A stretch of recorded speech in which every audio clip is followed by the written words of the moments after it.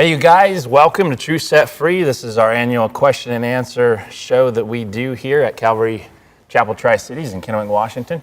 Or weekly. What did I say? Annually. Yeah, sorry. Every Wednesday at 3:30. If you have questions, you can email crosswalkradio@gmail.com. You guys can text me or leave a voicemail at 707-872-7677. If you are listening on the radio, that's also the best way to send in the questions that you guys have. If you're watching us live on social media, YouTube or Facebook, you guys can just post in the comments, and we will try and answer your question or pray for you. If you have a praise report, let us know where you're watching from. Like, subscribe, all that stuff helps us out. We would appreciate it. You know what I didn't check is the announcements that we have this week. Can you think of anything that we got going on that these guys need to know about? I can't think of anything. Yeah, we're just meeting inside. If you're going to come to church, we like you to make sure that you're not sick. If you're sick, just stay home. And check for fevers and that kind of stuff for your kids. We'd rather not get anybody sick. And so one of the bonuses of the whole COVID situation is that the other diseases are being dealt with too, and so we'd like you to do that. We're doing social distancing on the inside, opening the windows and that kind of stuff if you haven't been here, but we are meeting, and you are welcome to wear a mask, and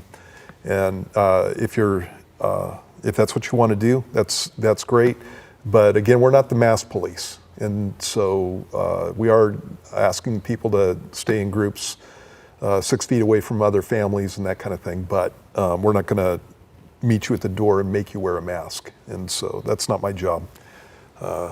Just being sensitive to other people. Yeah, it's been going good so far. We did space the chairs out probably twice as much as usual, which I really like because you can walk around a lot easier. Mm-hmm. So even though it feels full, it's actually way spread out than what we used to be doing. On that note, did you see that Inslee just bumped us to phase 2? I think it was yesterday. Wow. Isn't that great? Yeah, right. Days before an election. I thought the COVID rate was going up. He's been posturing for weeks before about wearing masks. We gotta hunker down because the rate's going up. And the last thing he said about any of it was July 28th, we're locked down indefinitely, and he's monitoring the science. Yeah. And without even saying a word about infection rates, hospital, any about the science, he goes, "Oh, you guys can move to phase 2 right before we vote." Right. So, I bet you we'll be at phase 3 right before we vote. Yeah, you never know. Yeah, that'd be a cool thing. Not that I'm cynical concerning politicians. Yeah, we're not cynical at all. I don't even know, does that even change anything for us in phase 2? I haven't looked in a while. No. It's just we're the same spot pretty much. Yeah, it's like, yeah. So. Okay, you ready to jump in some questions? Yeah, let's do it. All right. My first one is in Ezekiel. Okay. It's from Matt, and he asks, in Ezekiel's vision of God in chapter 1, is he seeing the Father or Jesus? And for us that don't know, what exactly is the vision? What story are we talking about here? Well, Ezekiel has a number of visions, and the vision in Ezekiel chapter 1 is a vision of the Lord while Ezekiel is in captivity in the area of Babylon. And so there's a tornado coming towards him, and out of the tornado, it says a whirlwind in my translation, but it's a tornado. It's coming towards him, and out of the tornado comes this likeness of 4 living creatures, and each one of them are on the 4 sides of what is the throne of God. And so when you look at, let me see here. I haven't read this. What's his name again? This is Matt. Haven't read this, Matt. Let's see. I saw visions of God, the word of the Lord, hand of the Lord was upon me. And it gives the description of the angels, like this is stretched out. It's all the likeness of the angels. So when I saw it, and I heard a voice of one speaking, and he said to me, "Son of man, for their impudent.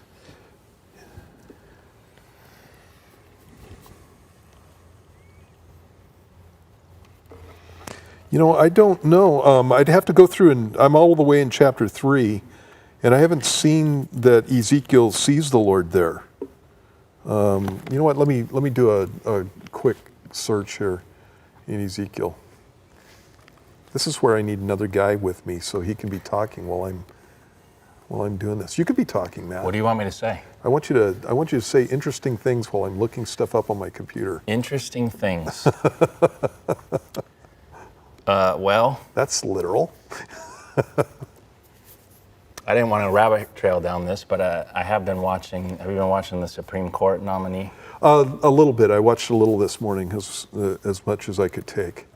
Yeah, it's crazy how she's pretty squared away, and she's adopted kids. She's Catholic. She's obviously conservative, but she's super smart.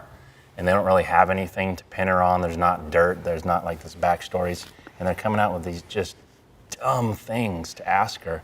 And then when she answers them, she even looks at them like, what are you talking about? And then they go, well, Trump is mean. And they go after Trump, and don't even ask her about judicial policy. Yeah.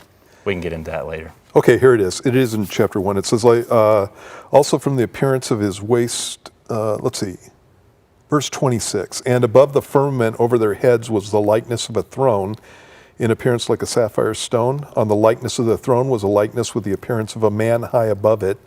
Also from the appearance of his waist and upward I saw as it were the color of amber with the appearance of fire all around within it. And from the appearance of his waist and downward I saw as it were the appearance of fire with brightness all around, like the appearance of a rainbow and a cloud on a rainy day. So was the appearance of the brightness all around it. This was the appearance of the likeness of the glory of the Lord. So when I saw it, I fell on my face, and I heard a voice of one speaking. And that's when the Lord begins speaking to him. Appearance of a man, this is one of those things where for example, there's a passage in the book of Daniel where the Father is pictured in the throne room of God, and then Jesus is pictured as a son of man coming before him. And so I know probably where you're going with this, Matt, in the sense that most of the appearances of God in the Old Testament, the New Testament tells us that it's an appearance of Jesus. And so that may be the case. What I am telling you is that that's not always the case. And so again, for example, in the book of Daniel, I believe it's in Daniel chapter 10, there's a specific situation where it looks like the Father is pictured as a man in that passage. And one of the things that you need to know about God in any instance is that he can appear as anything that he wants to, and you're still not seeing his fullness. And so when the Bible talks about the fact that no man has seen God at any time, I'm quoting from John chapter 1, verse 18, what it's talking about in that passage isn't that God hasn't revealed himself or manifested himself in some way or another. In that passage, what it's letting you know is nobody's seen God in his fullness. You see this again when you're in 1 John chapter 3 and verse 2. It says, we don't know what we're going to be like, but we do know that when he appears that we're going to be like him because we're going to see him as he is. And that's the idea of being able to see God in his fullness. And that's not going to be able to take place until our bodies are changed. You have the same situation with Moses in the Old Testament when he asked to see God in all his glory, and God goes, no, you can't. I'll hide you in this cleft of a rock, and I'll cover you, and you can see the afterglow or the after parts of my glory. God is not able to be seen by any man in his fullness in that sense. And so if it is an appearance of the Father in this passage, then you're still not seeing God in his fullness. You're seeing something where God's localizing himself in some way so that Ezekiel can see it. And so it could be either one. It could be again an Old Testament appearance of Christ as far as a Christophany, or it could be an appearance of the Father, if you take into account what it says in the book of Daniel. So either or sorry, I'm not going to be able to give you anything definitive based on what's going on here in the passage. So, All right, there you go. While I was thinking about that, pause for a minute. I do want to tell you someone told me from Calvary, Jack Hibbs, and I got on his Facebook. It looks like October 25th is having an annual all-church open event where he's encouraging all. Have you heard about this? No. Where he's encouraging all the churches to open on that day. So Okay. if you guys don't know about that, get on there and or you could open up this Sunday. post it around. Don't even get me started on that. We've been preaching that for a while. But if it emboldens churches, especially in the California area, to do Yeah. that, that'll be a positive thing. Right. Yeah. Okay, this question is from Derek. Actually, I saw him on here, so I'm going to put him up here because Derek's from London, and I just Hey, Googled Derek. the time over there, and it's like 11:40 at night, so I'll get you up here, Derek. His question says this. Actually, I think it's 2 parts. Come on. Okay, does the Bible teach that the birth of Jesus was prophesied to happen on a specific date? Question mark. Everything about Jesus' life on earth was ordained by the Father. His entrance to Jerusalem as King of the Jews was prophesied for a specific date, and his death occurred exactly on Passover at the moment the priesthood sacrificed the lamb. The Magi stated in Matthew 2, "Where is he who has been born King of the Jews? For we have seen his star in the east and have come to worship him," which implies that God set forth the knowledge of the arrival of Jesus at a specific time. But is there a specific prophecy which allowed the faithful to anticipate his arrival on a particular day? Not for his birth. I don't know of any passage that in the Old Testament that's speaking about the birth of Christ in the sense of giving a particular day. The passage in Daniel chapter 9 with the 70 weeks prophecy is to the day, but that's talking about Jesus's triumphal entry. And so when you look at the passages that speak about you, I mean, you've already done a list of them there. The passages that are speaking about the central events that are prophesied in the Old Testament, they have to do with his presentation as the King of Israel, and his death and his resurrection. All of those things are connected with the feast days specifically, but his birth isn't. And one of the things that you need to keep in mind is that they don't have the same focus in the Bible. The Jews in the Bible specifically, they don't have the same focus on the birthday that we do, and even celebrating it. And in fact, the only place where a birthday is mentioned in the New Testament is the birthday of Herod, when his stepdaughter is dancing in front of him, and that's the day that John the Baptist gets his head cut off. And so again, that's something that's big with us because we celebrate Christmas, but it's not something that was centered in on in the New Testament. Now, some people will try to take and use the story of the Magi coming to visit Jesus as an emphasis on Jesus' birthday. But the problem with that is the Matthew passage happens after Jesus' birth, and actually a period of time after his birth. The word that's used for young child in the book of Matthew in chapter 2 there is a word that means a toddler. And when they come to visit Jesus in that passage, they're not in a stable, they're in a house by the time that the Magi get there. And so many believe that the Magi may have come to visit Jesus up to a year after his birth in that situation. And so I don't know of any passages in the Old Testament, that are specifically pointed at timing the time of Jesus' birth. There was a general expectation of the coming of the Messiah during the time that Jesus was born and during the time that Jesus lived. And so you see that, but that most likely has to do with the Daniel prophecy in Daniel chapter 9.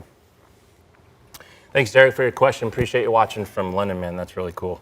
We got a guy here that's moved from the UK a couple years ago, so he's teaching me about your culture a little bit, more than I already know. He's a rugby player, if that means anything to you.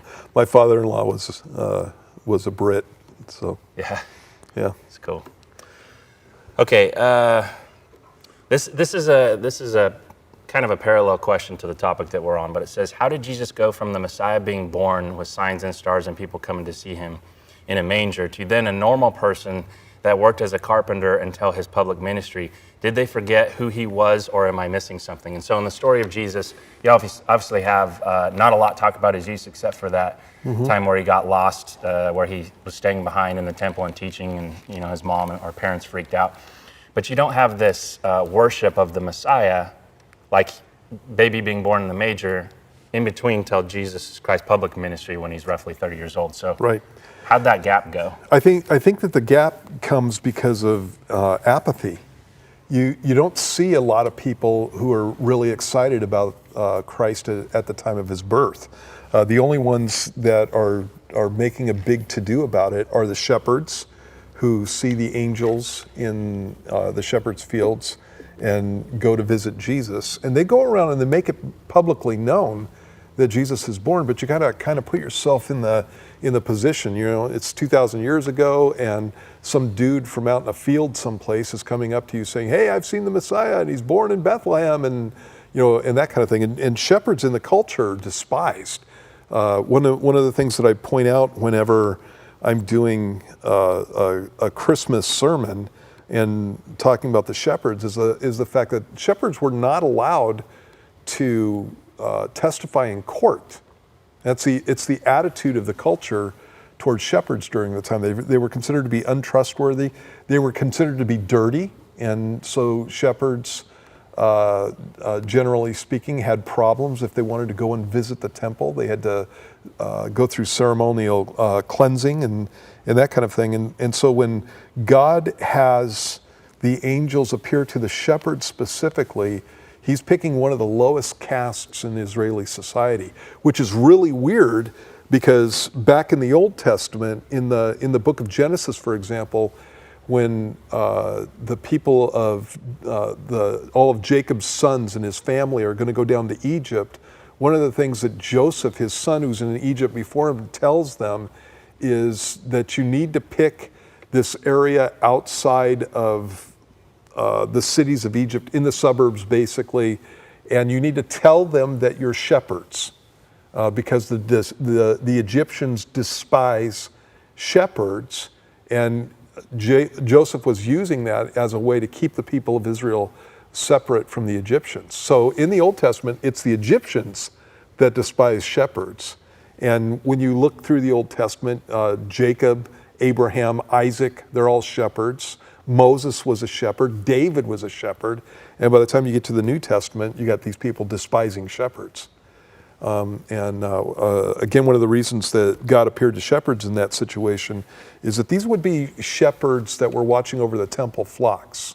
We know that because of the area that they were in, and that kind of thing. And so it's appropriate that God would make an appearance with the angels to the temple shepherds, telling them that the sacrifice lamb has come. And so, but again, when they come in to the area of Bethlehem, or when they come into Jerusalem, they're not going to be taken all that seriously. You have 4 or 5 shepherds, maybe 10. If you want to kind of max it out, these guys are going around yelling about the fact that Messiah has come, and just think of doing that downtown in Kennewick or something.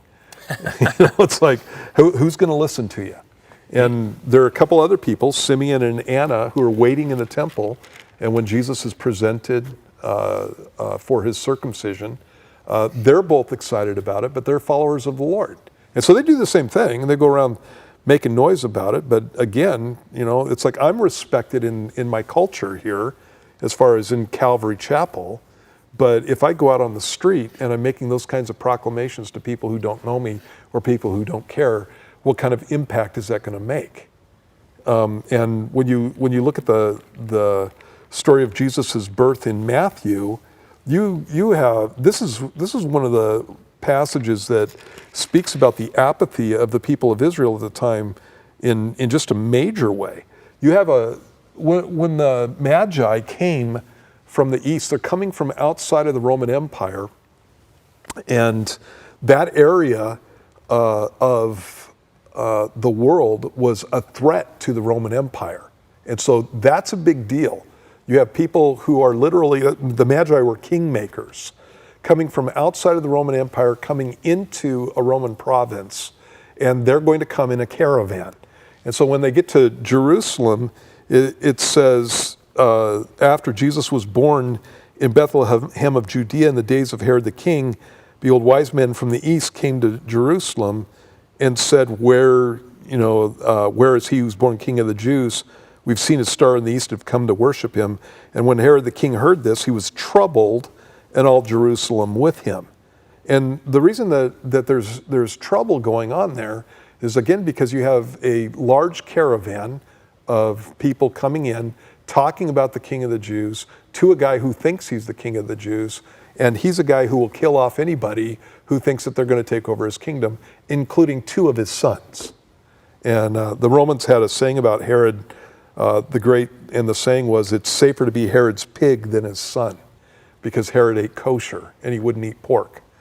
And so you had that situation. When Herod sends to the scribes and the chief priests and asks them where Messiah is going to be born, they come in and they give a technical answer, but you don't see them going to Bethlehem. It's only 5 miles away. These guys have no interest in going to Bethlehem and seeing what's going on or seeing if there's a fulfillment of prophecy. And again, what you have there is an apathy that's kind of amazing in the context of what's happening there. And again, this is probably better than a year after Jesus has been born. And so you'd have this big to-do at this point, and Herod dies at the end of the story after he's killed children in Bethlehem. You have a big to-do at this point, and then life just pretty much goes back to normal. And that's the problem with the human race. God does wonderful things. God does awesome things. God lets people know about it, and people go, and then move on with their lives. And so it's not until the man grows up and becomes somebody who's more in their face that they start paying any kind of attention. I didn't think about that when I was going through that, but when you have Herod who killed all the boys 2 and under, right? Mm-hmm. Do you think that in that they thought, well, that they got him, It could be. And so the story kind of dissipated from there, because they're like, well, he must have been in that group. Right. And then you have he's forgotten, but then he grows up. Yeah. Type of thing. So that's definitely a possibility. That could be too. Yeah. It's interesting though that you bring up apathy, because we know from history, whether you believe in prophecy or that he is, the Son of God, we know historically that a man named Jesus existed. Mm-hmm. Like if you're going to look at it logically as a historian or anything, that person existed because it transformed history. Mm-hmm. And yet here we are in 2020, and Jesus said he's coming back. Right. But even a flavor in the church, there's this apathetic attitude where Jesus said, I could come at any moment, and people are like, they've been saying that for 2,000 years. Right, exactly. Same attitude that they used to have, we have now. Yep. Interesting. And especially in the times we're living in. That's very interesting. It's like, I think that people who have that attitude I think they're crazy. Yeah, no doubt. Yeah. Okay, Scott asked a question, Pastor Steve. How can a believer be a preterist? And for people that don't know, what is a preterist? A preterist is a guy who takes the book of Revelation and believes that it's fulfilled in history. And so examples of preterist teaching is things like, I don't know, like it's fulfilled with, partially fulfilled with the Roman emperor being a persecutor of the Christians. And so basically what they're doing is they're going back and they're looking at the book of Revelation as already being fulfilled. Yeah, they like to do the 70 AD as the destruction as a fulfillment of end time stuff and stuff. But the problem is none of that fits to the book of Revelation description. Well, the major problem with it is you can't be a preterist and take the book of Revelation seriously. You know, it's the statements that are made in the book of Revelation are specifically designed to make you pick up and take notice, and what they try to do is water those things down. And so when the whole book starts, you have a quarter of the Earth's population killed, and So when did that happen? yeah, exactly. It didn't happen. One of the things that I like to share with my congregation when I'm talking specifically about Jerusalem, the destruction of Jerusalem being the fulfillment of Matthew chapter 24, or in a preterist interpretation of the book of Revelation, one of the things I like to ask my congregation is, how many of you ever heard of the destruction of Jerusalem before you were a Christian? And nobody has heard of that. Yeah. And most Christians, in most of the, in churches that aren't actually going through the Bible, have very little knowledge of the destruction of Jerusalem in 70 AD. And Jesus said that destruction, the things that take place during that period of time, are going to be the worst set of circumstances that the world has ever seen. And so you'd have to include Sodom and Gomorrah, you'd have to include the flood, you have to include every judgment of God that God's ever poured out on the world, and take that and magnify it. And that's what Jesus said that period of time is going to be like. And that is not what happened in 70 AD with the destruction of the city of Jerusalem. And so it's just not biblical on the face of it. And then on top of that, you're going to the book of Revelation and doing this other stuff with it. And again, the problem that I have with the preterist position is that it doesn't take the language seriously. And when you take the book of Revelation, when you take that language seriously, you have half the population of the earth being killed in just 2 battles, and then judgments coming down on the rest of the population of the earth. And so it's a horrendous time. The Bible talks about the mountains being cast down, and no more islands, and the sea being destroyed, in the sense of everything in the sea dying, and that kind of thing. And what they do is they go through and they try to minimize all that, and they try to make it something that the text does not state. And so what they'll do is they'll come up with all kinds of allegorical interpretations. And the problem with allegory is, once you start down that road, you have to trust the person who's making the allegory, because these allegories are not found in Scripture.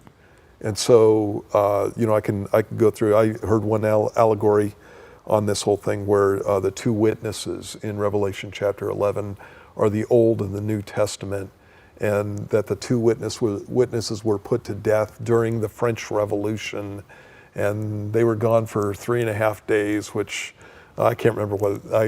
I believe that they took that and converted it to years and did all of this stuff. But then they rose again, and France allowed religion in its country again, and all this kind of stuff that you're literally going through and making up and trying to tack onto the biblical text. And you have to have the guy with you to understand what the Bible says. I kind of think that the 2 witnesses are 2 guys that appear during the last times, right before Jesus comes back, and that they are people who are calling the Jews and the people of the earth to repentance. I kind of think that the Antichrist doesn't like them, and so he kills them. And I think that their dead bodies lie in the streets of Jerusalem for 3 days, and then God raises them from the dead, which is exactly what the text says. And so, obviously that hasn't taken place yet. And so obviously I would not be a preterist, because I take the Word of God seriously. And so as to how a Christian can do that, I think that a lot of times, because people are unfamiliar with the Bible, and especially some of the language that's used in the book of Revelation, there are symbols that are used in the book of Revelation. But usually the passages, actually I would say continually, and in every instance in the book of Revelation, when symbolic language is being used, the Bible tells you that it's being used. And so when it's talking about, there's a symbolic section that starts in Revelation chapter 12 and includes chapter 13 and 14 and into chapter 15. And in that section, you have a beast that rises up out of the sea, and there's a description given of it. Well, when you go back into the Old Testament, in the book of Daniel, the description that's given there is something that's pictured again in the book of Daniel, and so you do have symbols there, but many times those symbols are something that come out of the Old Testament, and you can clearly see those things. You just have to know the Old Testament, and so where there's symbols, you go to the Bible to interpret the symbols. Where there is no indication of symbolic language, then you take the text as it's stated. So I really believe that there's going to be 144,000 Jewish young men who are going to be chosen by God to be useful tools for him during the tribulation period. And I think that they're really going to be standing on Mount Zion, which is in Jerusalem, when you get to Revelation chapter 14. And so, again, have those situations. And when the book of Revelation is taken seriously, it's really easy to understand what's being said there. It's not a hard book to understand. In fact, it's designed. It was never a closed book. It's designed to be understood, and it's designed to be understood by a thorough reading of the Old and the New Testament. I think that when people come to that and they don't understand the Old Testament, they haven't read it, they're not seeing the crossover of the symbology that's there, and that's where they become susceptible to all kinds of goofy interpretations that have nothing to do with the text itself. I think that's a really important key, especially in the times that we live in today, because people that I've talked to who say things like, oh, you can make the Bible say anything that you want, and everyone has their own interpretation, usually, interestingly enough, tend to come from the allegorical interpretation churches. Mm-hmm. But once you recognize that and go, interpretation of the Bible is a thing, and, we would hold to a grammatical, historical literal interpretation of Scripture, and so there's a code that goes through that's consistent in everything that you interpret.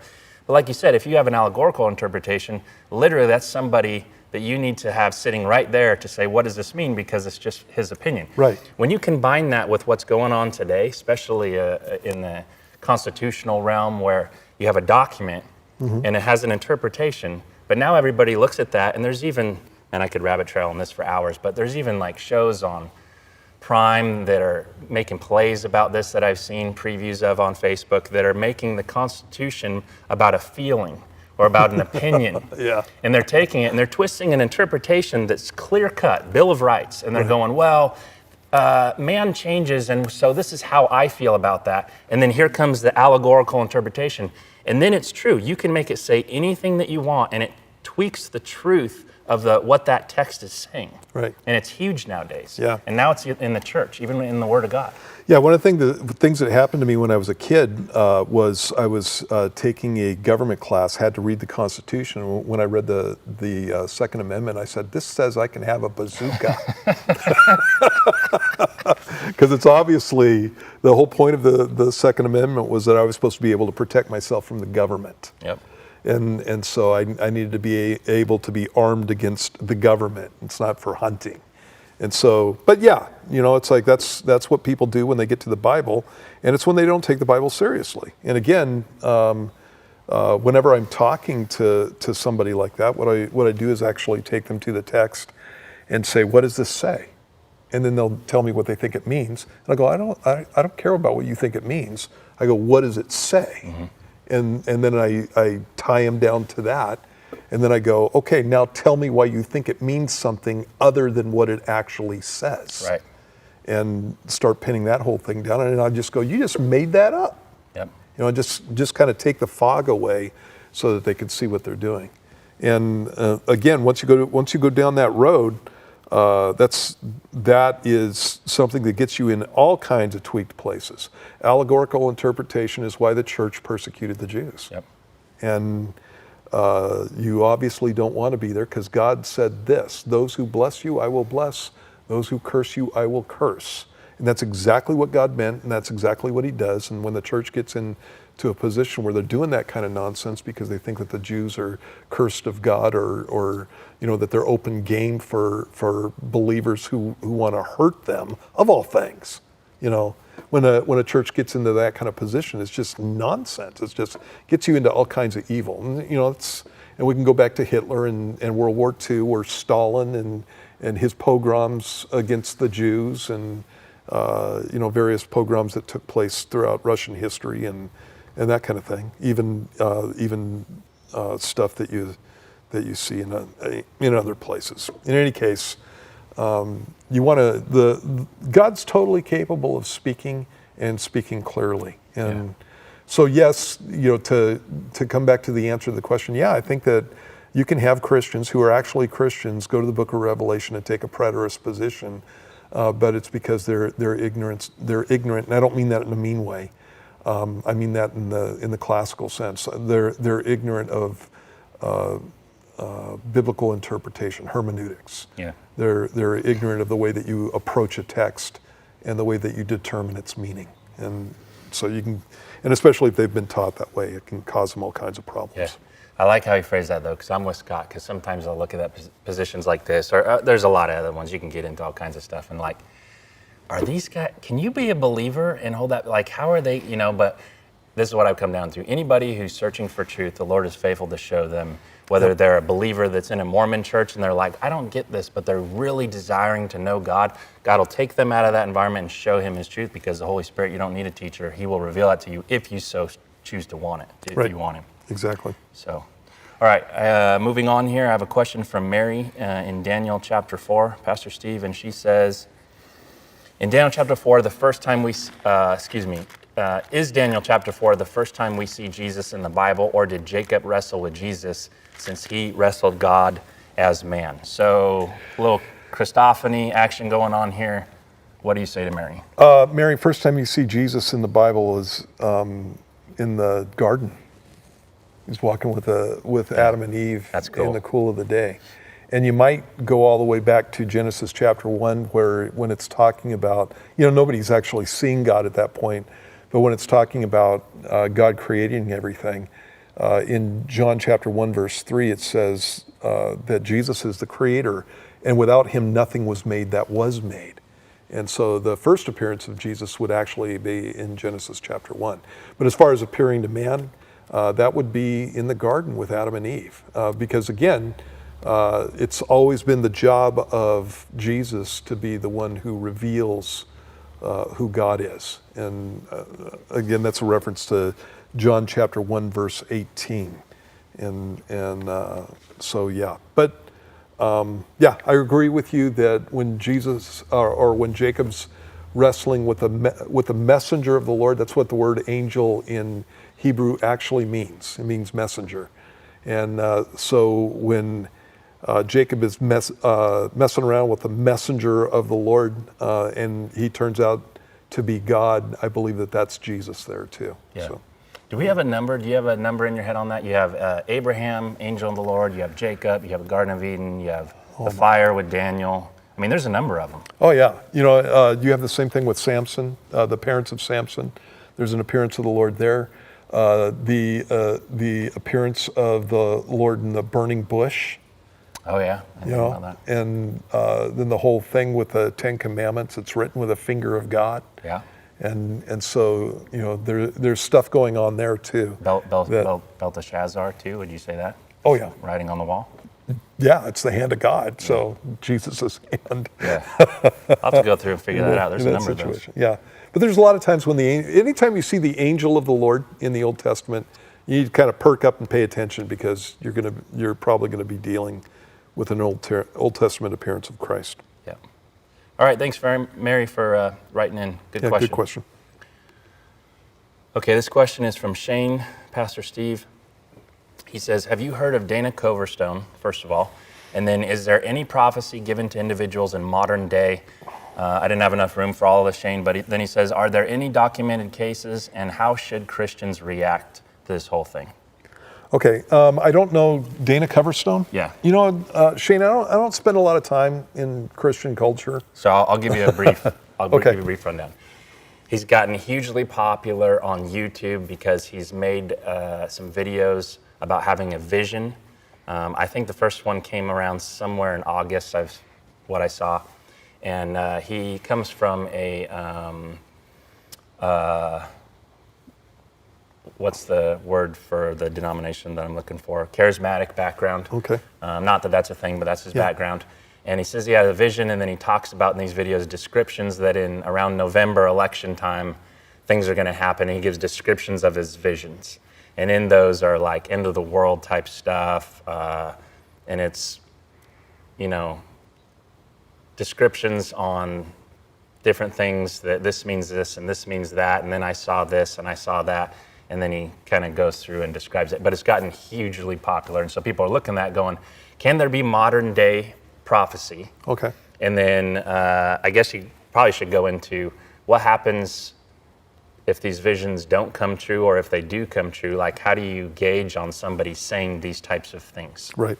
So Shane, whenever you're looking at prophecy, the New Testament says don't despise prophecies. This is in 1 Thessalonians, I think it's it might be chapter 5. Let me make sure I'm in the right place.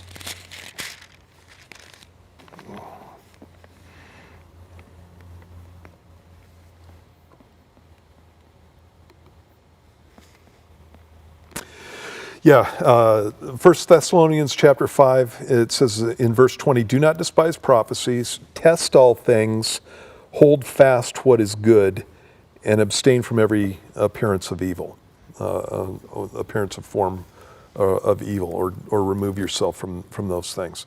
And so, yeah, God can speak to anybody that he wants, and he can give visions to somebody. God hasn't stopped speaking because we're past the New Testament or something. In the book of Acts, you had a guy named Agamus who was a prophet, and he specifically prophesied about the arrest of Paul. He prophesied in another instance about a famine that was going to come on the city of Jerusalem, actually all across the Middle East, but be particularly something that involved the city of Jerusalem. You have the daughters of Philip who prophesied. And so Agabus was a prophet. It says that the daughters of Philip prophesied. And I understand what it says in the NIV, but it's in an adverbial form. And they prophesied. They weren't prophetesses. And so, or the text doesn't say that they were prophetesses. And so the Bible talks about this. The Bible talks about prophecy in the New Testament. 1 Corinthians chapter 14 talks about the fact that prophecy is given for exhortation, edification, and comfort for men. And so it's in the New Testament. And there are even passages that speak about how prophecy is to be treated. And so, yeah, it's a biblical concept. As far as what you do with a prophet, that is something that's a biblical concept too. And so, as I stated, in 1 Thessalonians chapter 5, it talks about the fact that you need to judge a prophet. And the way that you judge a prophet is not by whether or not he tithes or whether or not he's a nice guy. The fruit of a prophet is the prophecy that he comes up with. And the reason that I'm telling you that is because many times people will try to minimize the effect of false prophecy on a guy by saying, well, the Bible says that you're to judge him by his fruit. And so the guy's got good fruit. He's a nice guy. He goes to church. He loves the Lord. He tithes, and he gives to the poor. And so he's got good fruit. The fruit of a prophet is not tithing. The fruit of the prophet is prophecy. Yep. And so when you're judging the fruit of a prophet, you judge the prophecy itself. And so in the book of Deuteronomy, in chapter 13 and verse 1, it says this: if there arises among you a prophet or a dreamer of dreams, and he gives you a sign or a wonder, and the sign or the wonder comes to pass of which he spoke to you, saying, let us go after other gods which you have not known, and let us serve them, you shall not listen to the words of that prophet or that dreamer of dreams, for the Lord your God is testing you to know whether you love the Lord your God with all your heart and with all your soul. You shall walk after the Lord your God and fear him. Keep his commandments, obey his voice. You shall serve him and hold fast to him.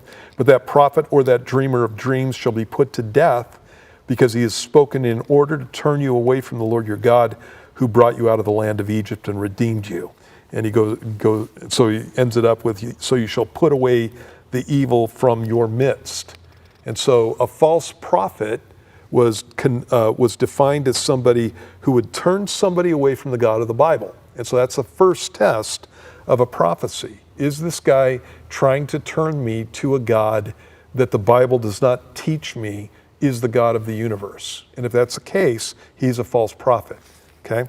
Then you go over to Deuteronomy chapter 18, and in that passage, there is another section here that talks about what you, again, do with a prophet. In verse 20, it says, the prophet who presumes to speak a word in my name, which I have not commanded him to speak, or who speaks in the name of other gods, that prophet shall die. And if you say in your heart, how shall we know the word which the Lord has not spoken? When a prophet speaks in the name of the Lord, if the thing does not happen or come to pass, that is the thing which the Lord has not spoken. The prophet has spoken it presumptuously. You shall not be afraid of him. And so the second test of a false prophet is if the prophecy does not come to pass. And so it's not if 80% of what he says comes to pass, it's if anything that he says has come from the Lord does not come to pass, the guy's a false prophet. So obviously, you have a high standard for prophets in the Bible, and the standard is 100%. And so the concept behind that is when God is speaking, he is a God who knows the end from the beginning. He never makes a mistake. And so when you're looking at prophecy, those are two of the standards that you judge them by. So, is he turning you to a false god? And if he is, he's a false prophet. Do his prophecies not come to pass? And if they do not, then he is a false prophet. And in ancient Israel, these guys were put to death. So you didn't have a lot of this nonsense going on when people were following the Lord. And so same standard for New Testament times. And, again, we need to watch out for this, especially since Jesus said that there were going to be many false prophets in the last days. And so I need to be somebody who's paying attention and not just believing everything that anybody tells me. You have Acts 17:11, where Paul is talking about those at Berea, and he says, the Bereans were more noble than those at Thessalonica, for they received the word with all gladness of heart, but then searched the scriptures daily to see if these things were so. Yep. And so when Paul came into town, he commends these guys for not just taking him at his word or just believing everything that he said. He commended them for checking it out and seeing if it went along with what the Bible actually said. And that's what we're supposed to be doing. But the one thing that I want to emphasize from that passage is that they received the word with all gladness of heart. It's the idea that they were open to what God had to say. And so when I look at the whole issue of prophecy, I need to be somebody who's careful. I need to be somebody who judges prophecy, but I also need to be somebody who's open to God speaking to me through that whole thing. And so with this whole thing, we're going to find out. Yeah, I had a buddy text me, and he's like, what do you think of this guy? What is he saying? And mainly it was having to do with America. Mm-hmm. And it was, like John, like the book of Revelation, it was apocalyptic visions of America. And I'm like, well, we'll find out in November. Right. And so I have no idea. Yeah. Now, I'm going to ask you on that, is there a loophole? Not a loophole, but I don't know another word to phrase it. But if he's not saying, the Lord told me this is going to happen, if a person's just saying, listen, and this is kind of the flavor I got. He has a bunch of videos. I only watched one. I didn't watch everything that he has. But in the video that I watched, he didn't say, God gave me this. He just says, look, this is the vision that I have. So is there a situation where Satan can give someone a vision and they can go, this is what I saw, but they're not a false prophet because they're not saying that Jesus or God is saying this is going to happen. They're just saying this is what I saw? Well, they should keep their mouth shut. Yeah. If they don't know. Absolutely. And so when you're... Because you're claiming authority when you speak publicly about your vision. And he does do that. He's saying, obviously making YouTube videos for a reason. Right, yeah. And so when you go through the Old Testament, the Bible condemns guys who go around and speak about a vision of their own heart. Okay. And again, it's talking about false prophets, and especially during the time of the end of Israel. I'm gonna look up a passage out of the book of Jeremiah, for example. Let me see if I can find one real quick. Yeah. There's so much going on too, as far as biblical prophecy, that I think it's one of Satan's tactics that, when you're talking about Israel, the nation of Israel in 1948 being formed, like there's biblical prophecy from then all the way through the Middle East to stuff's going on now that's being fulfilled daily. You turn on the news, prophecy is being fulfilled daily. Right. One of the tactics of Satan is he throws out false prophets and people that maybe don't know their Bible as well, or like we were talking about interpretation, maybe they're in the allegorical frame. They don't know how to decipher that, and they're like, well, what about this? Well, this guy's saying this. Yeah. And then it just gets this ball of confusion going on. Right, yeah. Jeremiah 14:14, it says this, "And the Lord said to me, the prophets prophesy lies in my name. I have not sent them, commanded them, nor spoken to them. They prophesy to you a false vision, divination, a worthless thing, and the deceit of their heart." Jeremiah 23:16, he says, "Thus says the Lord of hosts, do not listen to the words of the prophets who prophesy to you. They make you worthless. They speak a vision of their own heart, not from the mouth of the Lord." And so you have guys who go around and they have a vision or they have a dream, and they go out and speak it as if it came from the Lord. And what God calls that is false prophecy. And so again, it's not to be done. That's not something that we want to be involved in. And so if he comes back after November 3rd or whatever and says, I don't know, maybe next year. Yeah. That's usually what these guys do. They'll make a solid pronouncement for this year, and when it doesn't come to pass, they'll go, well, it's going to be for next year. And at that point, I would have gone, I would say to them, no, that's not what you said. You said this year. And then I'd pick up a rock and hit him in the head with the rock. That's what they did with prophets in the Old Testament. No, don't do that.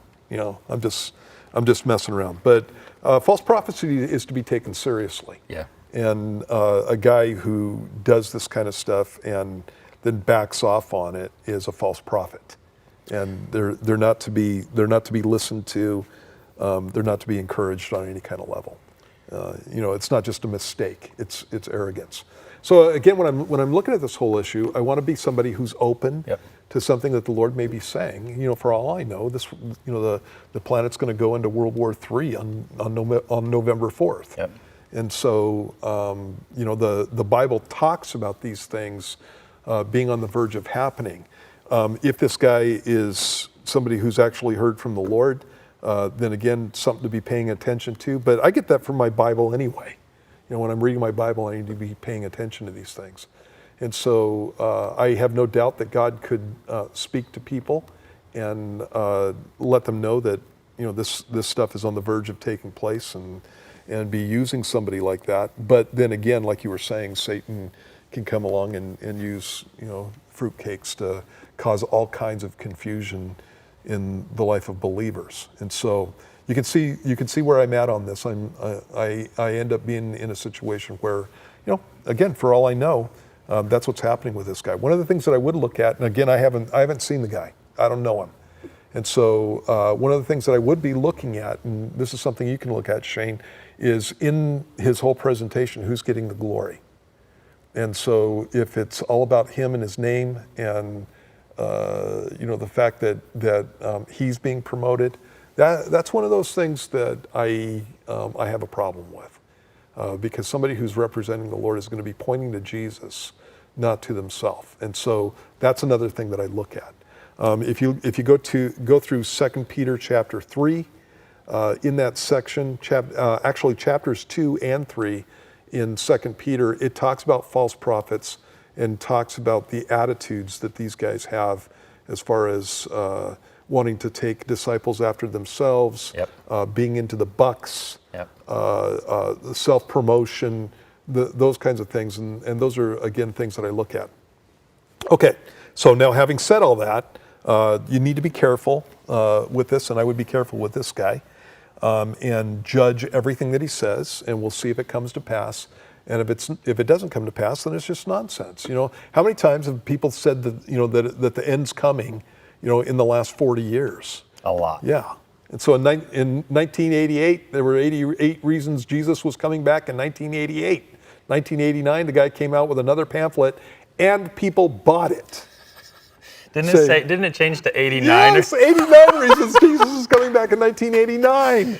Of all things, and Christians bought it. They bought gullible, it. man. And so, it's like that is my classic for this kind of stuff. And every year around September, people are talking about the fact that Jesus is coming back this September, and there's signs in the heavens, and they go to Revelation 12 and that kind of thing, and blood moons and all this kind of stuff. And any time that kind of thing is going on, I am really skeptical because of all the nonsense that people pull. I'll go through and I'll check it out and see what I think about it and that kind of stuff. But the signs that they talk about coming around in September happen every September. Every September. I like astronomy. Those signs happen every September. And so moon and in Virgo and sun in Virgo and all of that stuff every September. That happens. And so Elizabeth is on Facebook, and I'm just reading what she says. I have no idea about it. I didn't verify it, and so I don't agree with stuff that I've never checked out. But this is what she says, just real quick. Everything he said, and I'm assuming she's talking about the guy we're talking about, everything he said was going to happen in the month of September didn't happen, and thus far neither did October, and we are halfway through the month. Okay, so that according to Elizabeth. Yeah, Elizabeth, obviously, if you've been paying attention to this stuff, then that's an indication that everything the guy said is bogus. And so walk away. Yeah. Just walk away from that. And so again, I don't have anything to go off of except for what you've stated, Elizabeth. And if you know that to be true, then if I were you, that's exactly what I would do. Just walk away from it.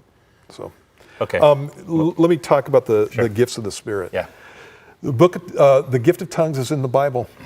And I know that people get weird with it and do weird things, but it's in the Bible. And in 1 Corinthians chapter 14, Paul the Apostle talks about the misuse of the gift of tongues in the church at Corinth, and he rebukes them for it. He puts limitations on what is supposed to be happening in their church services. He makes specific points about the fact that everybody in the building shouldn't be speaking in tongues at the same time, because people who come in who are uninformed, and those are people who are believers or people seeking after the Lord, uninformed or unbelievers will think that you're crazy. And so the gifts of the Spirit can be used in ways that are out of line with what the Scripture says, and you can cause real problems. And that's one of the cases that's happened in many charismatic churches with the gifts of the Spirit. The only people who get into that stuff are church people. And when you bring, I have the construction worker test. If I have a guy on who I know who's a construction worker, and I invite him to church, and he is put off by anything except for the teaching of the word and the gospel, the church has a problem. And so again, those gifts are in the Bible. They just need to be used correctly. And when they're used correctly, it's cool. It's just amazing. And so again, you don't want to throw the baby out with the bathwater. And you guys get that illustration, right? When you wash a baby, the dirt comes off the baby, goes into the bathwater. You want to get rid of the bathwater, but you like to keep the baby, right? And it's the same thing with the gifts of the Spirit. Gifts of the Spirit have gotten a bad rap and a bad reputation because of misuse, but they're still gifts of the Spirit. And we need to go after the real things and not be put off by the misuses. What you just said is why I think churches, I should say one of the reasons why I think churches should open their stinking doors, because how do you practice the gift of the Spirit? How do you minister each other? How do you pour out the gifts to other people on YouTube? How do you minister? How do you receive? Right. The koinonia cannot be done sitting at home on your couch, but I digress. We're out of time. I have one more. Wow, that was quick. Yeah, it was. Yeah. I have one more that I want to ask. Do you have to Okay. go somewhere, or, No. or can we throw it in? Yeah. Okay, let's do it. This is from Nick, and I put you in there, Nick, because it kind of finishes the thought we have on prophets and prophecy and what's going on right now in the world. And he says this: what's next on the prophetic timeline, question mark? Does anything else need to happen before the rapture? And then his second part says this: by the way, I'm totally expecting the rapture to happen at any moment. Also, why is it important that Trump is involved with these peace deals? Not sure what he's referencing there, except for the ones that just happened, so that's probably it. Lastly, I thought that the Antichrist was going to be doing that. Right. When you're talking about the rapture, there is nothing that has to happen before Jesus comes back. Nothing. And so Jesus made that really clear in the last things that he said to the disciples. When you're looking at what's called the Olivet Discourse, Matthew chapter 24 through chapter 25 and Luke chapter 21, when you look at the Olivet Discourse, those are some of the last things he said to the disciples. And I whenever I think of that, I think of when I was in junior high and I was babysitting my brothers and sisters. The last thing that my mom and dad would say to me when they went out the door was the most important thing. And I believe that that's the case in this situation. Jesus in Matthew chapter 25 has said, "Who then is a faithful and wise servant whom his master made ruler over his household to give them food in due season? Blessed is that servant whom his master, when he comes, will find so doing. Assuredly, I say to you that he'll make him ruler over all his goods.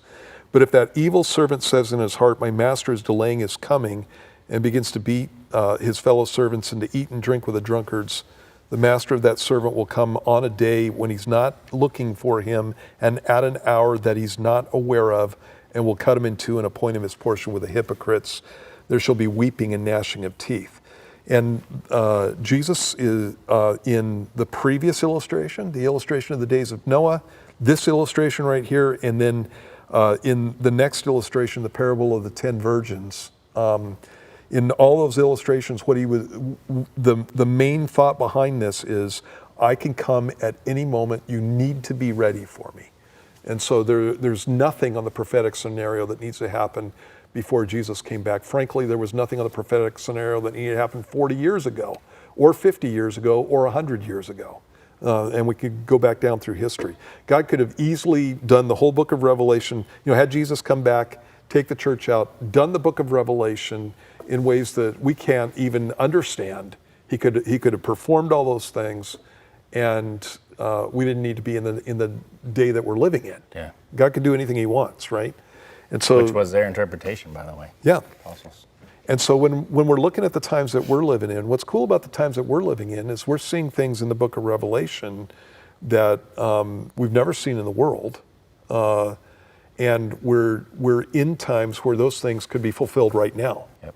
And so it's kind of like, whenever I look at this, Chuck Missler used to talk about, when you see the Christmas decorations going up, you know that Thanksgiving is near. And that used to be the case. Now it's when you see the Christmas decorations going up, you know that Halloween is near, or sometimes Labor Day, depending on where you're at. And the point being that you have an event that's going to come to pass before Christmas ever comes.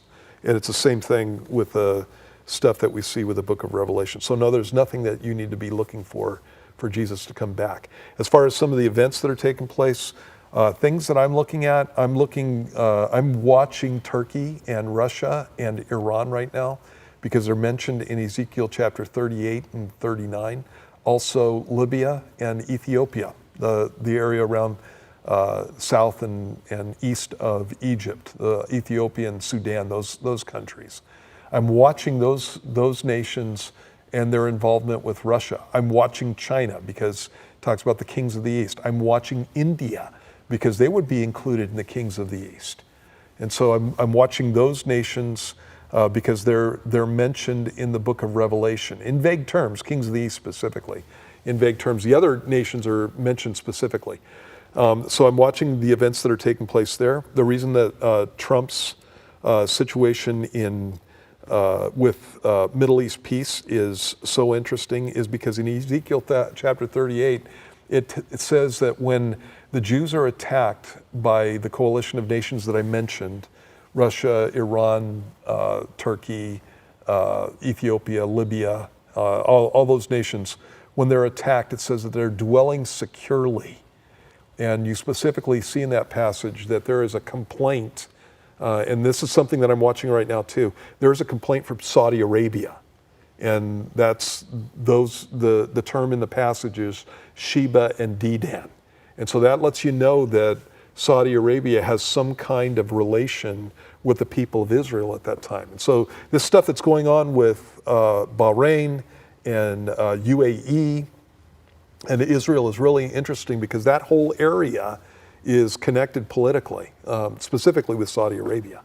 And so, just watch for what happens with Saudi Arabia. I would not be surprised if there's some kind of diplomatic relations that take place between Saudi Arabia and Israel in the not too distant future that kind of cements their position in that area and makes them dwell securely. And it's at that point, the Bible says, they have to be, there's a situation that's somewhat similar there. I'm not saying that that's going to be it. I want to make that clear. But those are things that are going on in Ezekiel chapter 38 when they are attacked unexpectedly from this group of nations.